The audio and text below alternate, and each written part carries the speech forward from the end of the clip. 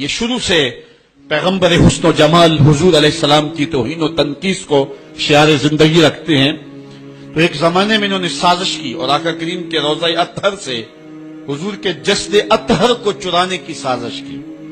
اور جس کی حفاظت میرا رب کرے کون اس محبوب کا بال بیکا کر سکتا ہے. یہ جو کچھ ہو رہا ہے یہ ہمارا امتحان ہے، ورنہ جس کے سر پہ ورافانا لاکا ذکر کا تاج میرے رب نے رکھا ہے، بھلا اس کی شان کو کوئی گھٹا سکتا ہے؟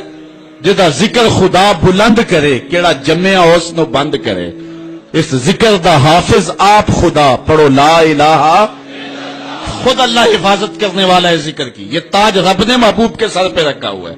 اس لیے چاند کی طرف منہ کر کے تھوکنے سے چاند کی نوری کرنوں کو میلا نہیں کیا جا سکتا. تھوکنے والے کا اپنا منہ گندا ہوگا، لیکن چاند کل بھی روشن تھا، چاند آج بھی روشن رہے گا. مدینے والے چاند کی عظمتوں کو کوئی گہنا سکتا ہی نہیں ہے، کیونکہ جس کے سر پہ ورافانا لکا ذکر کی چادر میرے رب نے تان دی ہے، اس کی عظمتوں کو کوئی گھٹا سکتا ہی نہیں ہے. یہ امتحان ہمارا ہے، یہ آزمائش ہماری ہے. اللہ اکبر. تو میں نے کہا کہ یہ سعادت مند لوگوں کا مقسوم ہوتا ہے.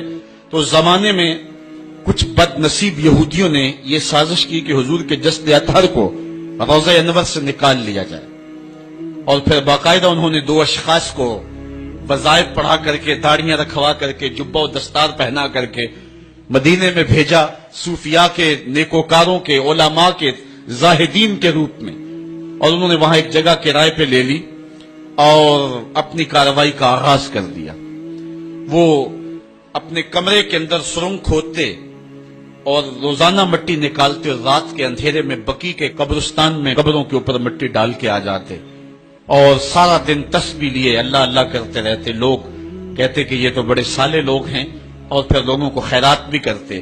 لیکن کاروائیاں اور انداز یہ تھا، لباس خضر میں رہزنی کر رہے تھے، اور یہ ڈاکو اور یہ رہزن لٹیرے ایک بہت خطرناک مہم پہ آئے ہوئے تھے. جب وہ بالکل قریب پہنچ گئے، اور ایک روایت میں آتا ہے کہ حضرت عمر کے پاؤں کا انگوٹھا بھی ننگا ہو گیا. حضور علیہ السلام سلطان نور الدین زنگی کو خواب میں ملے اور ان کی شکلیں دکھائی کہ یہ 2 موذی مجھ کو تکلیف دے رہے ہیں. تو سلطان فوراً اٹھا اور کہا مدینے میں کوئی غیر معمولی واقعہ ظہور پذیر ہوا ہے. اور اس نے جلدی سے کچھ سواروں کو اپنے ساتھ لیا اور کچھ خزانہ ساتھ لیا، اور فوجوں کو حکم دیا کہ وہ تیار ہو کر کے جلدی میرے پیچھے آئیں. مدینے میں پہنچ کر کے اس نے دعوت عام کر دی اور لوگوں کو کہا کہ آؤ میرے دسترخوان نعمت سے کھاؤ، اور لوگوں کو خیرات کرنے لگا. سارا مدینہ اس کے پاس آیا، لیکن جو شکلیں اس نے دیکھی تھی اس کو وہ نظر نہ آئی. وہ بار بار پوچھتا تھا کوئی رہ تو نہیں گیا. لوگوں نے کہا کہ نہیں، سارے جو ہیں وہ آپ سے خیرات لے گئے ہیں. ہاں 2 شخص ایسے ہیں کہ جو بہت بڑے سخی ہیں، ان کو تو ضرورت ہی نہیں آپ کی دہلیز پہ آنے کی. بادشاہ نے کہا مجھے دکھاؤ وہ کون ہے. بادشاہ کو شک گزرا یہ وہی تھے. جب سامنے آئے تو بادشاہ نے فوراً پہچان لیا. کہا کہ میں تمہارے ڈیرے پہ جہاں تم رہتے ہو وہاں جانا چاہتا ہوں. بادشاہ تفتیش کرنا چاہتا تھا. جب دیکھا تو تسبیحیں لٹکی ہیں، مسلح بچھے ہوئے، قالین بچھے ہوئے ہیں. تو بادشاہ مسلح اٹھایا، قالین اٹھایا تو نیچے پھٹا تھا. جب پھٹا اٹھایا تو نیچے سرنگ تھی. پھر بادشاہ نے ان کو جانوروں کے پیچھے بندھوا کر کے چروا دیا.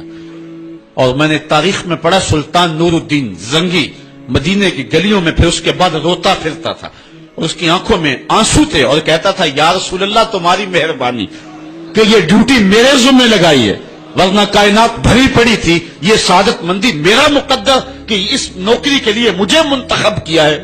اور پھر اس نے روضہ رسول کے ارد گرد جو ہے جہاں تک پانی آتا ہے وہاں تک جو ہے اس نے جو ہے زمین کھدوائی اور سیسا پگھلا کے اس کے اندر ڈال دیا کہ دوبارہ قیامت تک کوئی موذی اس کی جرأت نہ کر سکے.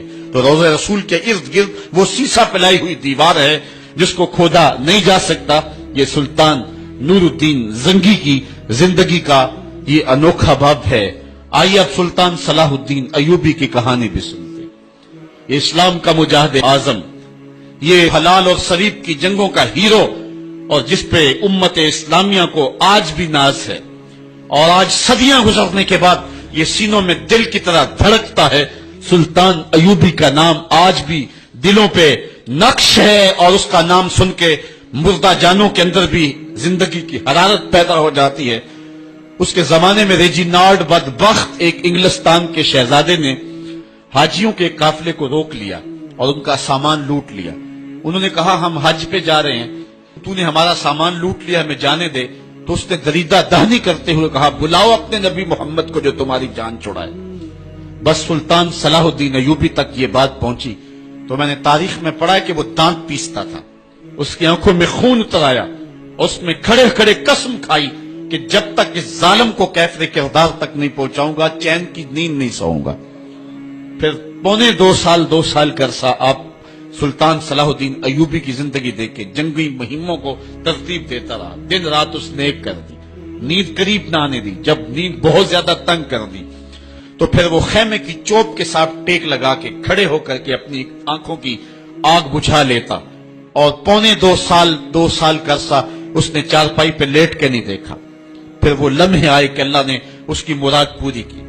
इंग्लिस्तान के शहजादे लाइन में खड़े थे, उसने शाह गामा को अपनी कुर्सी दी और साथ कहा हम जिसको कुर्सी देते उसे अमान देते हैं। फिर उसने उसके जो नाइट्स थे उनको आबखोरे दिए, उनमें पानी दिया, कहा जिसको हम पानी देते हैं उसको अमान देते हैं। फिर जब रेजिनाल्ड की बारी आई तो बादशाह की रगें फूल गई गुस्से से, उसने तलवार निहम से बाहर निकाली और उसकी छाती पे चढ़ के उसकी गर्दन पे तलवार रख के उसके टुकड़े करते हुए कहा ओ कुत्ते, तूने कहा था बुलाओ अपने नबी मोहम्मद को, मोहम्मद अरबी ने अपना नौकर भेज दिया है। और इस तरह उस रेजिनाल्ड कुत्ते के 2 टुकड़े करके रख दिए। ये हमारी तारीख है, ये और रोशन तारीख है। हमारे इस्लाफ, हमारे बुजुर्ग, उस दौर के शहनशाह, उस दौर के बादशाह इतनी जुर्रत और इतनी अजीमत रखा करते थे और आज हमारी कमजोरियां ने दुश्मनों को दलेर कर दिए।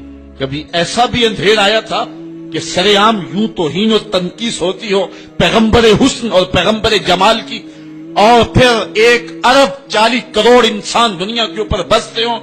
ये भी जमाने ने दिन देखने थे तो उम्मते मुस्लिमा की मौत वाक़या हो जाए अगर हुजूर अलैहिस्सलाम की तौहीन बाकी रहती है। इसलिए उम्मत को पूरी कुव्वत के साथ खड़ा होना है और अपने नबी अलैहिस्सलाम की तौहीन का बदला लेना है। और ये मुमकिन नहीं है जब तक जो है वो हम पूरी दुनिया के ऊपर गालिब ना हो। अल्लाह ताला उम्मत को वो दिन नसीब फरमाए कि उम्मत का गलबा अल्लाह ताला नसीब फरमाए। इस वक्त हमारा अलमिया ये है कि हमारे पास आलमी लीडर कोई नहीं है। अवाम के जज्बे यकीनन देखने के, सीरिया के बच्चों को मैंने देखा कि वो छोटे छोटे बच्चे, उन्होंने हाथों में कतबा पकड़ा हुआ है और मैं उस मंजर को देख करके कितनी देर तक सकते में रहा।